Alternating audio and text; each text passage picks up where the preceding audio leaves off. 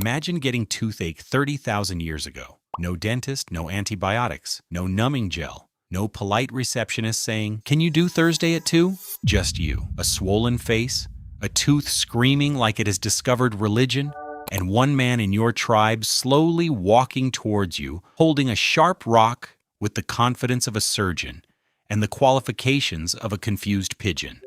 That is the real horror of human history. Not saber-toothed cats, not freezing winters, not wondering if that mushroom is lunch or a portal. Toothache.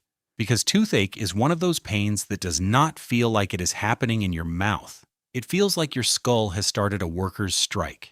And today when your tooth hurts, you can complain, Google symptoms, panic slightly, call a dentist, and then sit in a chair while someone with a tiny mirror judges your entire lifestyle. But early humans?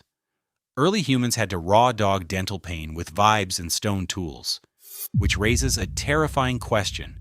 How did humans survive before dentists? Because teeth are not optional. You need them to eat. You need them to chew. You need them to tear food apart.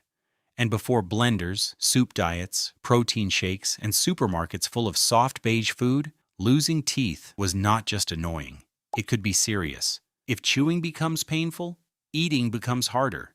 If eating becomes harder, staying strong becomes harder. Suddenly, the entire wilderness starts looking at you like you are a discount meal deal. So your teeth were basically survival equipment. A built-in cutlery drawer in your face. And unfortunately, unlike a spear, you could not just make a new one when it broke.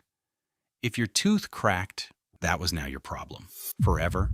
Or at least until it fell out, killed the nerve, or someone called Grob decided to help. And Grob helping is where dentistry probably began. Not in a clean room, not with classical music, not with a little paper bib, but with one desperate human pointing at their own face and another human saying, "I reckon I can poke that." Human medicine is basically built on the sentence, "Surely this cannot make it worse." But sometimes it worked. Prehistoric people were not stupid. They were not cartoon idiots wandering around licking lightning. They were observant. They knew pain. They knew plants. They knew tools. They knew when something inside the body was wrong. Even if they did not have the words for bacteria, they knew pressure. They knew swelling. They knew that sometimes pain came from one specific tooth. And if you scratched, picked, drilled, packed, or removed the bad part, the pain could change. And honestly, that is how a lot of human progress starts. Not genius, just the least terrible option available. Now here is the first twist. For a long time, early humans may not have had teeth as bad as you imagine. Hunter-gatherer teeth often went through absolute war, but not always in the modern cavity way. They chewed tough plants. They ate gritty food. Their meals could contain tiny bits of sand, stone dust, ash, or plant fibers. So their teeth often got worn down like old furniture. Not cute, not comfortable, but different. Imagine your teeth not rotting from fizzy drinks, but being slowly sandpapered by dinner. Every meal basically came with a free dental exfoliation. That sounds awful, but in some ways heavy tooth wear could flatten chewing surfaces. The mouth was still a battlefield, but the enemy changed depending on the diet. Then humans started eating more starchy foods, wild grains, nuts, acorns, later farming. And this is where teeth started receiving emails from hell. Because bacteria in the mouth love carbohydrates. You eat starch. Bacteria feast. They produce acids. The acid attacks tooth enamel. And your tooth, which was just trying to be a respectable bone-adjacent mouth rock, slowly becomes a cave system for pain. That is how cavities happen. A cavity is not just a hole. A cavity is a tiny criminal tunnel with ambition. At first it might be small, then it goes deeper. Then it reaches the sensitive inner parts of the tooth.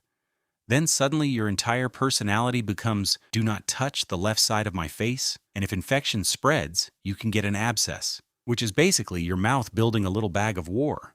That can swell, that can hurt, that can make eating, sleeping, and existing miserable. And before antibiotics, a serious infection was not something you ignored, so humans had to get creative. Very creative. Painfully creative. First, there were toothpicks, and I know that sounds too simple, But toothpicks are ancient human technology. If food gets trapped, if one tooth feels wrong, a tiny stick suddenly becomes medical equipment. Some ancient teeth show grooves that look like repeated picking, because nothing unites humanity like having something stuck between your teeth and becoming unable to think about anything else. Then there was chewing. People used fibrous twigs and plant material to clean teeth. Not a toothbrush as we know it. More like nature's angry little pipe cleaner. Chew one end until it frays. Rub it around the teeth. Hope for the best. Some plants are fibrous. Some are aromatic. Some may have helped with cleaning or breath or discomfort. And honestly, if your choice is between a chewed twig and a mouthful of ancient meat fibers, you are choosing the twig. Then there were plants for pain. Humans have always looked for pain relief. Bark, leaves, resins. This is the most human thing imaginable. A person in pain becomes a scientist immediately.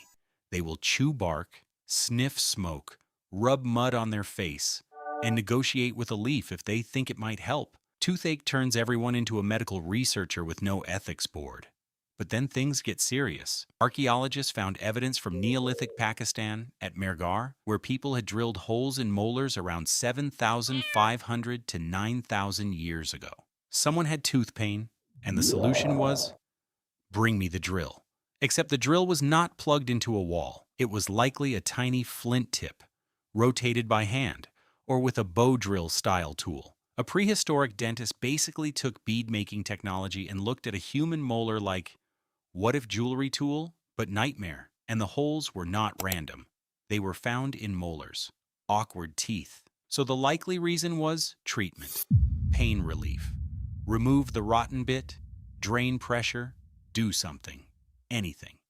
Because when tooth pain gets bad enough, humans stop asking whether the cure is pleasant. Imagine being that patient. You are lying there. Someone is holding your head. Someone else has the flint drill. The tribe is gathered around like this is either medicine or entertainment. That is the whole story of early medicine. Humans looking at pain and refusing to leave it alone. Sometimes they helped, sometimes they absolutely made it worse. But they tried.